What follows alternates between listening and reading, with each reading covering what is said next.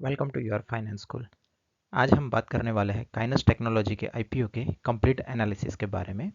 हम जानेंगे इस वीडियो में कंपनी की प्रोफाइल, कंपनी के बिजनेस वर्टिकल, आईपीओ की डिटेल्स, इंपॉर्टेंट डेट और कंपनी का आईपीओ लाने का क्या ऑब्जेक्टिव है, कंपनी के फाइनेंशियल रिजल्ट्स, कंपनी की स्ट्रेंथ, वीकनेसेस और फाइनल में हम बताएंगे कि क्या हमें अप्लाई करना चाहिए या नहीं करना चाहिए।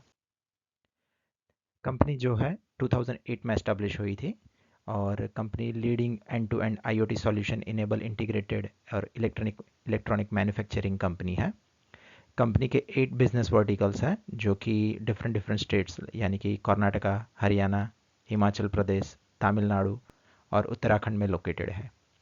Company provide services such as conceptual design, process engineering, integrated manufacturing, life cycle support. इसके लिए कंपनी सर्विसेज प्रोवाइड कर रही है डिफरेंट डिफरेंट सेक्टर्स में। कंपनी अपना बिजनेस जो है वो 15 कस्टमर्स को एक्सपोर्ट करती है और ये कस्टमर्स कंपनी के लोकेटेड है नॉर्थ अमेरिका, यूरोप और साउथ ईस्ट एशिया में और दुनिया के दूसरे डिफरेंट डिफरेंट पार्ट्स में अवेलेबल है। कंपनी जो जो सेक्टर्स में सर्विसेज प्रोवाइड करती है उसमें कंपनी ऑटोमोटिव सेक्टर है, इंडस्ट्रियल सेक्टर है, रेलवे सेक्टर है, मेडिकल सेक्टर है, aerospace defence and outer space, internet of things, IoT, consumer sectors है।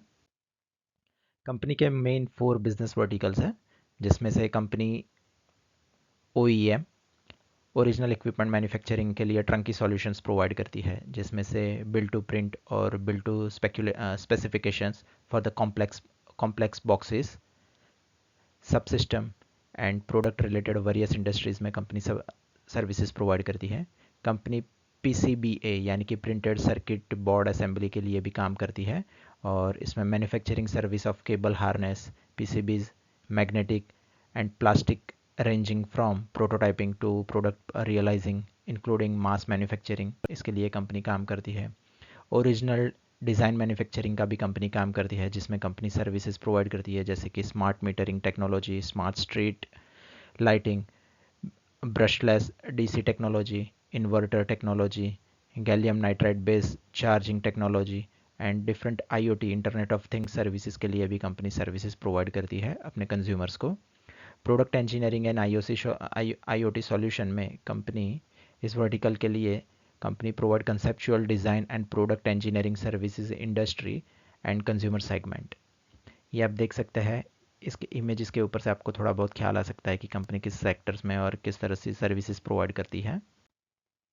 कंपनी के आईपीओ के डिटेल में बात करें तो कंपनी का आईपीओ जो आ रहा है वो 10 नवंबर 2022 को और कंपनी का आईपीओ क्लोज होगा 14 नवंबर 2020 को।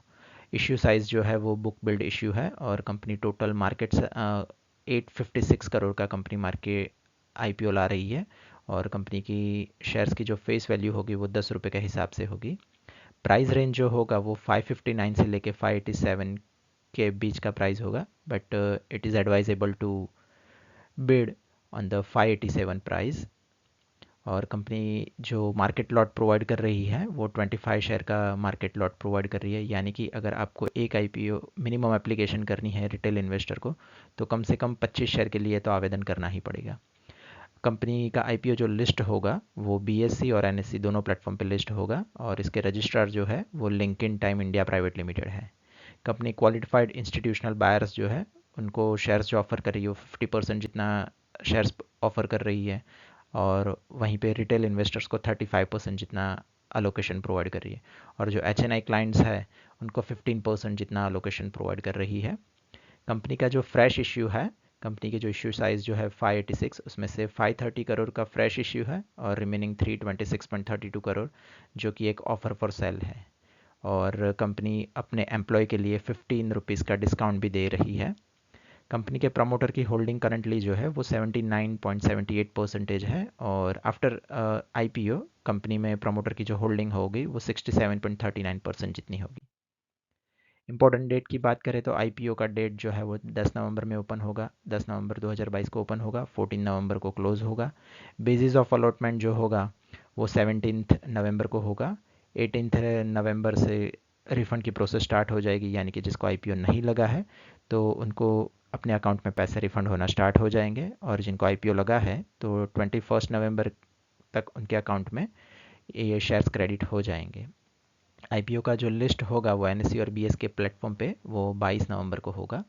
अभी कंपनी का मेन ऑब्जेक्टिव क्या है, कंपनी किस रीज़न से अपना आईपीओ ला रही है, उसमें से 530 करोड़ जो कंपनी फ्रेश इशू प्रोवाइड कर रही है, उसमें से 130 करोड़ कंपनी अपनी लोन जो है 186 करोड़ के आसपास की जो कंपनी की बोरोइंग है उसमें से 130 करोड़ कंपनी लोन रीपेमेंट के लिए यूज़ करेगी। कंपनी अपनी मैन्युफैक्चरिंग फैसिलिटी को एक्सपांड करना चाहती है, उसके लिए 99 करोड़ जितना यूटिलाइज उसमें करेगी कंपनी। और कंपनी की जो एक की सब्सिडरी है जो कि काइनेस इलेक्ट्रॉनिक मैन्युफैक्चरिंग के नाम से अवेलेबल है, उसमें कंपनी अपना इन्वेस्टमेंट करने करने जा रही है करीबन 149 करोड़ जितना। कंपनी के वर्किंग कैपिटल के लिए रिक्वायरमेंट जो है रिक्वायरमेंट के यूज़ करेगी वो 115 करोड़ जितना कंपनी अपने वर्किंग कैपिटल के लिए यूटिलाइज करेगी। और अदर जनरल पर्पज़ और कॉरपोरेट पर्पज़ के लिए कंपनी 37 करोड़ जितना यूटिलाइजेशन करेगी अपने जो भी 530 करोड़ का जो IPO company fresh issue allocate provide कर रही है उसमें से। कंपनी के फाइनेंशियल्स के बारे में बात करें तो मार्च 2020 में कंपनी की नेटवर्थ जो थी वो 95.76 करोड़ की थी, और कंपनी की जो टोटल असेट 378.12 थी, और उसमें से कंपनी का जो प्रॉफिट आफ्टर टैक्स था वो 9.36 करोड़ था। उसके नेक्स्ट ईयर कंपनी ने उतना ज़्यादा ग्रोथ नहीं दिखाया, सेम इन लाइन ही उस टाइम पे मेंटेन किया था, 9.73 करोड़ जितना ही कंपनी ने प्रॉफिट किया था। लेकिन जो लास्ट फाइनेंशियल ईयर मार्च 22 में कंपनी ने ट्रिमेंडस ग्रोथ दिखाया अपने प्रॉफिट आफ्टर टैक्स में, जो कि 41.62 करोड़ जितना कंपनी ने ग्रोथ दिखाया था। और इस फाइनेंशियल ईयर के लास्ट क्वार्टर यानी कि फर्स्ट क्वार्टर में कंपनी ने अभी तक 10 करोड़ जितना प्रॉफिट कंपनी ने कर लिया है आफ्टर टैक्स। और कंपनी की बोरोविंग के बारे में बात करें तो बोरोविंग कंटिन्यूसली बढ़ती जा रही है, जैसे कि हमने बताया कि कंपनी की बोरोविंग 186.38 करोड़, उसमें से 130 करोड़ कंपनी अभी जो आईपीओ ला रही है उसका लोन रीपेमेंट के लिए यूटिलाइज करेगी। तो कहीं ना कहीं कंपनी की ये बोरोविंग ये आईपीओ के बाद आने वाले नेक्स्ट 1 और 2 क्वार्टर में कम हो सकती है। और अभी कंपनी का जो लास्ट क्वार्टर तक कंपनी का जो डेप्ट टू इक्विटी रेशियो है वो 0.88 है। और ये आईपीओ के बाद जिस तरह से बताया कंपनी ने कि 130 करोड़ यो लोन रीपेमेंट के लिए यूटिलाइज करेगी, तो उस टाइम पे आईपी डेप्ट टू इक्विटी रेशियो कंपनी का इम्प्रूव हो सकता है।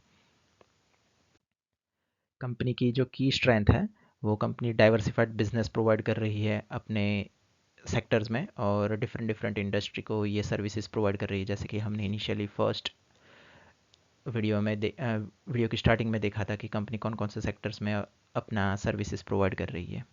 कंपनी की जो की स्ट्रेंथ में ये है कि वो अपने जो टॉप क्लाइंट है उसके साथ कंपनी की स्ट्रॉन्ग रिलेशनशिप है और लॉन्ग टर्म रिलेशनशिप है। और company have diversified customer base with 229 customers in 21 countries across 3 continents. तो कहीं ना कहीं कंपनी का कस्टमर बेस काफ़ी स्ट्रॉन्ग है। कंपनी का strong supply change and strong sourcing network भी है। कंपनी का ट्रैक रिकॉर्ड जो है वो फाइनेंशियल परफॉर्मेंस वो डाउन नहीं है और ज़्यादा इम्प्रूविंग भी नहीं है, लेकिन एक स्टेडी और कंसिस्टेंट ग्रोथ वाला दिखाई दे रहा है जो भी पास्ट 3 ईयर के फाइनेंशियल्स रिजल्ट हमने देखे उसके हिसाब से। और कंपनी की स्ट्रेंथ में ये भी है, जिस तरह से हमने इनिशियली बात किया यहाँ पे, कि कंपनी के जो कस्टमर्स है वो कंटिन्यूसली ग्रो हो रहे हैं। फाइनेंशियल ईयर 20 में 283 थे, फाइनेंशियल ईयर 12 में 292 हुए, और अभी फाइनेंशियल 22 में वो 346 है। तो कहीं ना कहीं कंपनी के कस्टमर्स बेस भी बढ़ता जा रहा है, तो ये कंपनी के लिए एक पॉजिटिव साइन है। कंपनी की वीकनेसेस के बारे में बात करें तो कंपनी के जो टॉप 10 क्लाइंट्स है उसमें से कंपनी 50% जितना अपना रेवेन्यू जनरेट करती है। तो कहीं ना कहीं आने वाले टाइम में अगर कोई ना कोई इसमें से वन एक दो क्लाइंट भी अगर कंपनी के साथ बिजनेस कंटिन्यू नहीं करते हैं तो वो कंपनी उसका नेगेटिव इफेक्ट कंपनी के रेवेन्यू में देखने को मिल सकता है। कंपनी में ये जो सेक्टर में कंपनी काम कर रही है, तो कहीं वहाँ पे कंपनी के पास स्ट्रॉन्ग कंपटीटर है, जैसे कि Dixon technology, Amber enterprise India limited, Syrma, SGS technology. ये लिस्टेड एंटिटी जो है मार्केट में वो है। और इसके अलावा कहीं सारी कंपनी ऐसी भी है जो इसी सेगमेंट में और इसी वर्टिकल में काम करती है, पर वो मार्केट में लिस्टेड नहीं है। तो कहीं ना कहीं कंपनी के पास एक स्ट्रॉन्ग कंपटीशन देखने को मिल सकता है।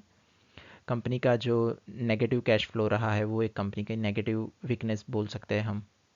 और last but not the least, company जो अपना रॉ मटेरियल इंपोर्ट करती है, तो वो 60% जितना रॉ मटेरियल जो अपना कॉस्ट है उसमें से 60% जितना खर्चा जो करती है वो रॉ मटेरियल को इंपोर्ट करने में करती है।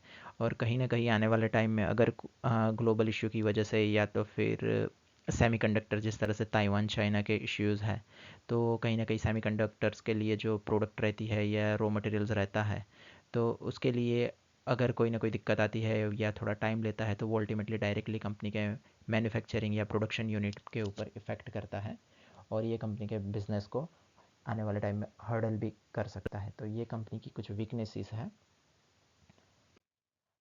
और फाइनली हम बोलेंगे कि कंपनी के फाइनेंशियल्स ठीक ठाक है, not up to the mark, और उतने बुरे भी नहीं है उतने अच्छे भी नहीं है, पर एक ओके बोल सकते हैं। Company has the potential growth for the near future. जिस तरह से कंपनी पार्टिसिपेंट है Atmanirbhar Bharat as well as make in India के प्रोजेक्ट में कंपनी काम कर रही है, तो ये आने वाले टाइम में, और जिस तरह से हम इंडियन इकोनॉमी का ग्रोथ देख रहे हैं, तो आने वाले टाइम में कंपनी के पास बिजनेस ग्रोथ करने का अच्छा चांसेस है। वैल्यूएशंस कंपनी के जो है वो अपनी पीयर कंपेटिटर जो है उसके सिमिलर ही है, उससे डिस्काउंट में है या उससे ज़्यादा भी है, ऐसा नहीं है। तो वैल्यूएशन इक्वल है अपने पीयर्स कंपटीटर जो है, जो मार्केट में लिस्टेड है, अंबर एंटरप्राइज लिमिटेड और डिक्सन टेक्नोलॉजी, उसके सिमिलर ही है कहीं ना कहीं। और लिस्टिंग गेन का तो मैं मेरे पर्सनल पॉइंट ऑफ व्यू से तो नहीं बोल सकता कि इतना ज़्यादा लिस्टिंग गेन देखने को मिल सकता है, पर हाँ, अगर लॉन्ग टर्म के लिए अगर आप इन्वेस्टमेंट करना चाहते हैं तो ये एक अच्छी कंपनी हो सकती है। और कंपनी का मैनेजमेंट जो है वो भी वेल क्वालिफाइड और वेरी एक्सपीरियंस है, तो आप लॉन्ग टर्म के पर्पज़ से कंपनी में इन्वेस्टमेंट कर सकते हैं। और जिनको आईपीओ अगर नहीं लगता है, तो वो अगर लिस्टिंग के बाद अगर ये डिस्काउंट पे जाता है, तो उस टाइम पे भी आप इसको लॉन्ग टर्म के लिए अपने पोर्टफोलियो में रख सकते हैं। ये मेरा पर्सनल ओपिनियन है। अगर आपके खुद के फाइनल थॉट के लिए आप अपने पर्सनल एडवाइज़र, फाइनेंशियल एडवाइज़र या अपने ब्रोकर से सलाह ले सकते हैं। अगर वीडियो अच्छी लगी हो तो लाइक, शेयर और सब्सक्राइब करना बिल्कुल भी ना भूलें। Thank you very much.